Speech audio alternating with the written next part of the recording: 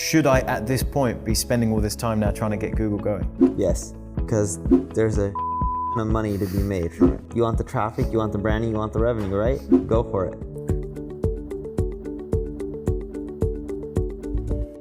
Okay, so going to the actual content itself, I'm picking up on where this might go, Yeah. but any length of article preferable, or you're just saying just don't think about these things? Don't Just think about them. Do put whatever's content best out for the there. user. It's like everyone's like, oh, I need a 5,000 word article. Well, if your article's on how to tie a tie, do you think people want to read 5,000 words on how to tie a tie? Exactly. But if your article is on how to build a car motor engine from scratch, I don't think people want 1,000 words. They want probably more than 5,000 words, and they probably want images and GIFs and videos integrated so that way they know how to do it step by step. Okay, interesting, very helpful. So the content itself then, I am only looking to write this from humans, or can I look at using things like ChatGPT to get me 90% of the way there? You can use the AI, but you may have to modify it way more than 10%. Okay. Again, your content needs to have the double EAT. You're not going to get that from ChatGPT, and you're not going to get it from a 10% modification. Can you see a time where that will change? Can you see this getting better and better and better, and with better prompts come better articles? I think so, but I think humans will need to modify it for a long time. Okay, interesting. Talk me through that a little bit more. People overestimate what AI can do for them, at least in the short run. They believe it's the end-all be-all and it can do everything. I also think people underestimate what it can do for you in the long run, and it can probably do way more than people are expecting, and yet time will tell what it can do. But imagine right now, if you're using AI and you have it create a piece of content, it's scouring the web and using that as a baseline to come up with something new. How's that going to help you create anything unique? Right. Their algorithm, or the way they create and process your prompts and create you content, has to change if it was able to create you something that's unique and special that other people aren't talking about. How do they do that? I don't know. That's probably a better question for Sam Altman or Elon Musk. Okay. But if they're able to do that, sure, then you're talking about it's really game changing. I just don't know how they do that. So would there be any merit in me going to ChatGPT, prompting them to give me, something to start with, but specifically prompting them to SEO optimize this article they're writing? Would you feel they'd spit out something that's actually going to help the SEO? Or again, we've tried it, not much. No? They're just using what they're finding on the web. But again, if you want to rank for any term that's competitive, let's say auto insurance, there's already 1 billion results in the United States. Only a few 100,000 people are clicking. They're clicking on page 1. That means out of 1 billion plus articles or web pages, 10 are getting majority of the traffic. You really need to do something that stands out to do well in SEO. Okay. And I don't see ChatGPT doing that. Or not at least anytime soon. Correct. And if it can do it soon, that means everyone's using it. So how do you stand out when everyone's doing the same thing? You still got to go above and beyond. Okay. So before we move on from AI, I'm going to just sidetrack us a little bit. Where do you see AI being most prevalent in your business at the moment? Like what are you using that is most helpful? Analytics. Okay. Analyzing ad spend, figuring out where there's wastage in real time, and then adjusting from there. Because most people don't look at their analytics on a daily basis, and if they do, they're not actually looking for actionable insights, and they're not making changes based on that. That's where there's a ton of savings and opportunity. Okay. It's not sexy, just a lot of opportunity there. Look how much money people spend on Google and Facebook. Imagine if you can be 10, 20, 30% more efficient. And so how are you doing that? If I wanted to leverage AI to analyze my numbers? So you take all your data, pop it into place, call it Google Data Studio or Tableau or wherever you want to use, and you need to use AI and tell them to start analyzing the data on a regular basis.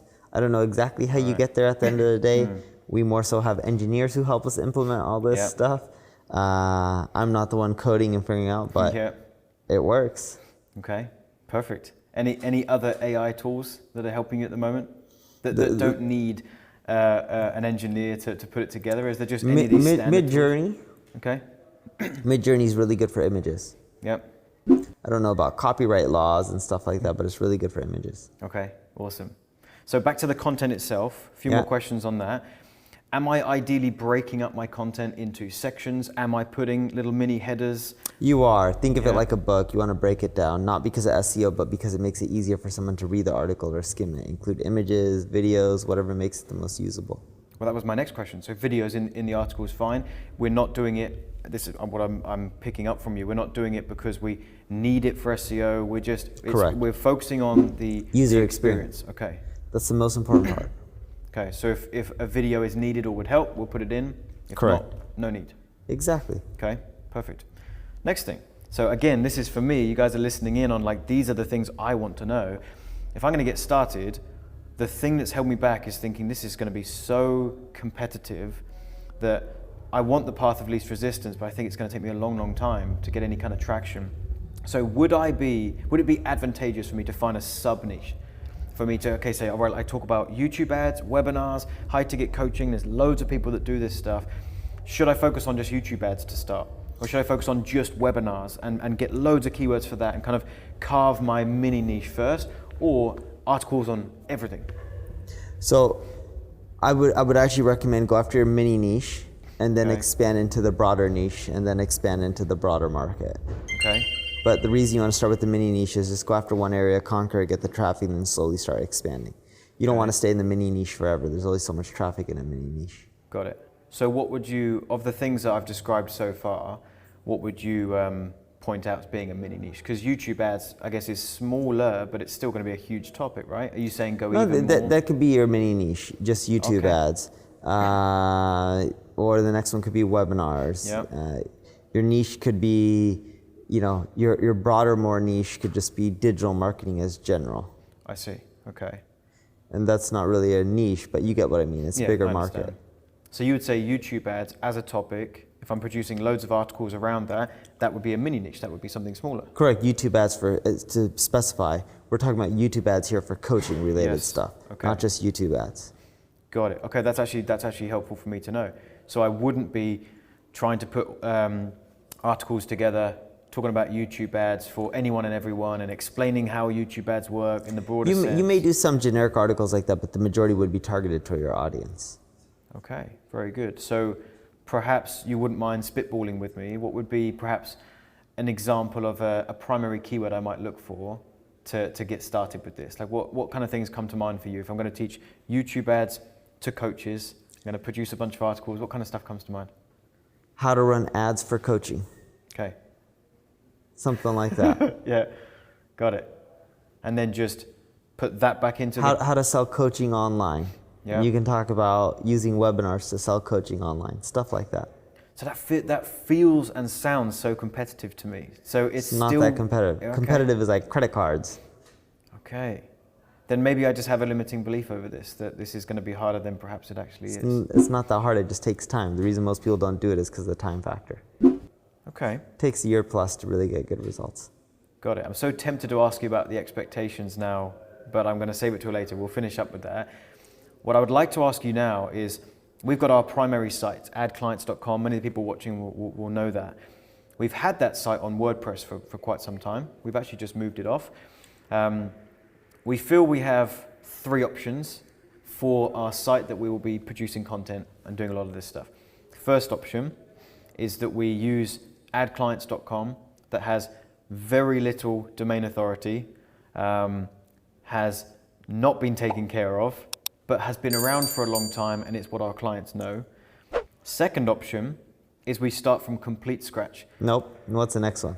Okay, perfect. Third option is that I go and buy a site that has a bit more domain authority with a name that I like. And if I'll add one more thing in. But you're already done for ad clients, so I would just use that and just build up the authority over time. Would you really? Yeah. Now, okay, so we've moved it off of WordPress onto a software that we've built. It's called Funneler. It's a sales funnel builder, but it handles websites too. So preferably, we don't want to go back to WordPress because we want to have our site all in one. What merit is there now in being on WordPress for SEO, or would you say we would be fine actually on our own platform? Almost all platforms are pretty SEO compatible. They're not all, Okay. but majority are. So I wouldn't worry too much about the platform. I would more so worry about the experience and the content. Okay. Doesn't matter if you're on WordPress or your own platform. If your content sucks, it sucks. If it's great, it's great. So, but is there any merit in WordPress? Like if I put the same article on a site that's not on WordPress and one that is, my understanding Well, it's not is about WordPress or not. It's about Right. did you do all the other stuff like optimize your site for SEO and fix the errors and improve the load time. And assuming you did all the other stuff, it doesn't matter if you're on WordPress or not. If you're on Okay. WordPress, you can still have the same issues. If you're not on WordPress, you can still have the same issues. Yep. So what if I fixed everything to perfection? You're fine. Yeah. WordPress wouldn't give me an advantage because you're giving me a paradigm shift right now because I've had it locked and ingrained in my brain that a blog or a site producing content on WordPress will just rank higher. No, that's a misconception. Okay. Can you talk me through that a little bit more? Because I need to truly believe that. Because what I've heard is that there's so much authority on WordPress that is the place. Authority on the internet is how many people know your brand, talk about it, link to it, etc. WordPress is just a platform. Yep. Just like if someone used your platform, it doesn't mean that they're going to rank higher. It's just a platform. Okay. You got to optimize it, create an amazing experience, create amazing content. You're either going to rank or you're not going to rank. It has nothing to do with the platform, assuming you fix all the other basic stuff. So with that in mind, one more thing to add in. If I wanted to create a blog that is where I'm producing all this content, but I would like it to be a standalone sellable asset later on down the line, which I actually do. I see benefit in that. I see the content I produce at the moment benefiting our coaching company, but I also see a time where perhaps 5, 6, 7 years down the line, the blog as a standalone item is very valuable. And if it's faceless and nameless, as we spoke about yesterday on stage, I might get a better price for it, right? So with that in mind, would I still start blogging from ad clients, or would I buy and acquire still a new ad site? clients. Really? Okay. Over something like, I see Social Media Examiner and sites like that where it's... That's fine too, but people already know you for ad clients, so might as well use what they already know you for. Why build a brand from scratch when you already have one? Yeah, okay, that's a really good point. So then, I want to make sure I'm understanding this correctly. The actual domain name itself then, having certain keywords or a relevant topic in it, I'm hearing is not really that important. No, it used to be more important, but not as much anymore. Okay. Wikipedia ranks for a lot of stuff. The domain Wikipedia doesn't have tons of keywords in it. That's true. The URL may, and that's fine. You naturally may put keywords in a URL, but the domain doesn't have to have keywords. So you mentioned something yesterday on stage about Wikipedia, which I'd love for you to repeat for my viewers here. You talked about updating content. Would you mind sharing that? The reason Wikipedia ranks for almost everything is they update content. It's like if I give you an apple that's 3 years old, would you want to eat it? No, thank you. Exactly. So with your content, people don't want to read 3, 4, 5-year-old content. They want to read fresh content that's up to date. Doesn't mean the 3-year-old content's bad.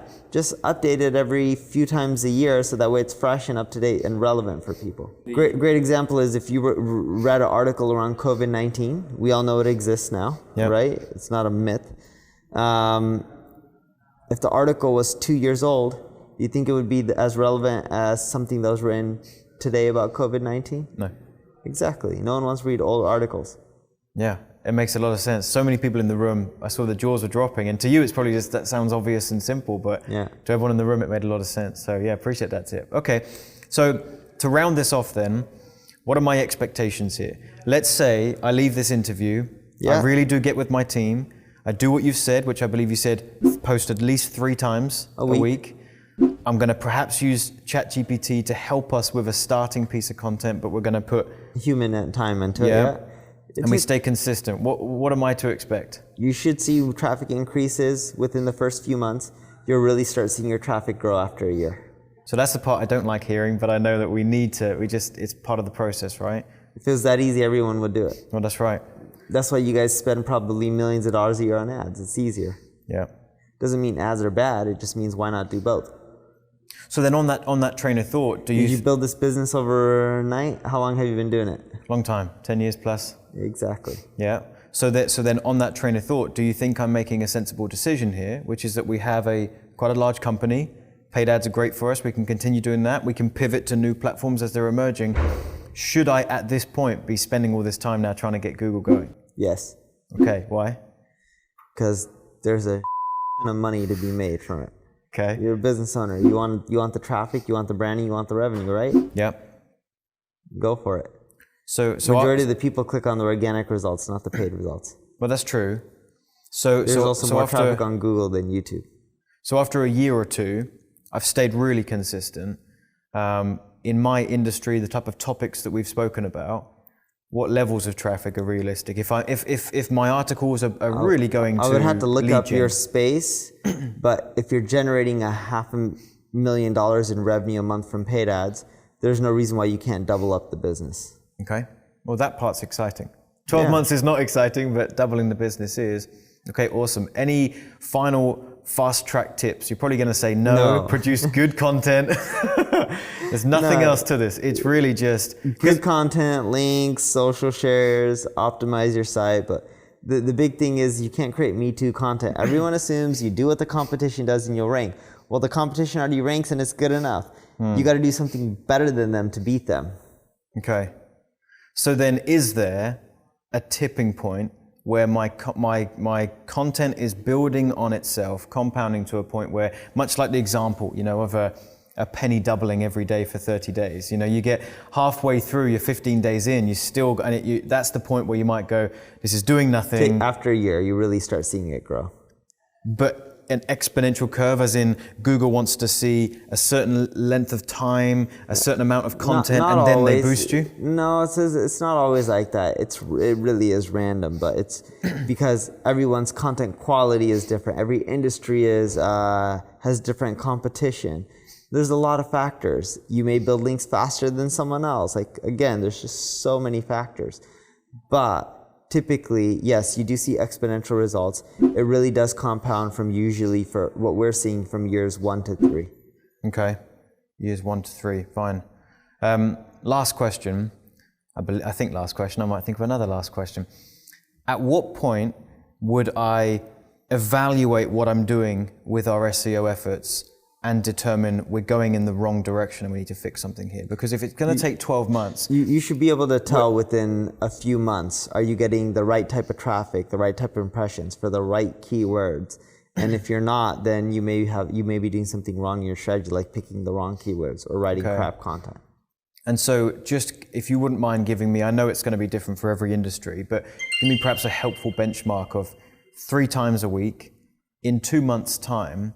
What am I looking for to see, at least we're going in the right direction, we're picking the right keywords? More impressions. You can log into Google Search Console and you should see the impressions go up. Impressions are how many people seeing your listings on Google. It doesn't mean they're clicking, they're just seeing your listing. Okay, got it. And then after a year, we should be seeing some good results. Traffic, yes. Wonderful. Neil, thank you so much for your time. Really do appreciate it, dude.